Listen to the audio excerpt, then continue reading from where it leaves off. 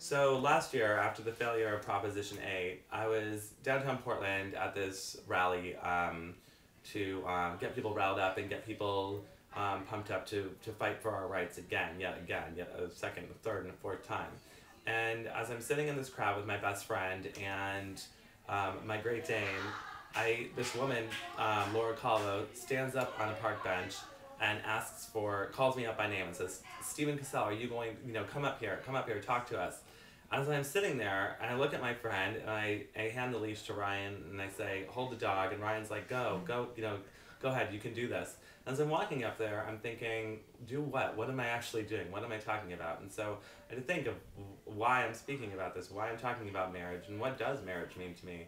And what marriage really means to me, in the big scheme of things, is it's a commitment between two people that love each other. It's a commitment that two people that want to share their lives together, and move forward together.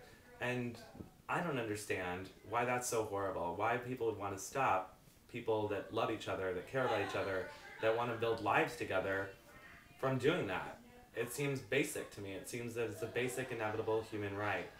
And by stopping that, we're depriving people of those basic rights. So I stood up on that park bench, and I started cheering, and I started getting people riled up, and are we gonna allow this to happen to us? And the answer was no. And we as I marched through the streets of downtown Portland, leading around 200 people behind me, chanting and screaming, I realized then that this is not okay for us to just sit back and say, let it happen, and whittle away at our individual rights. This is something that we're entitled to, and this is something that we need and should have.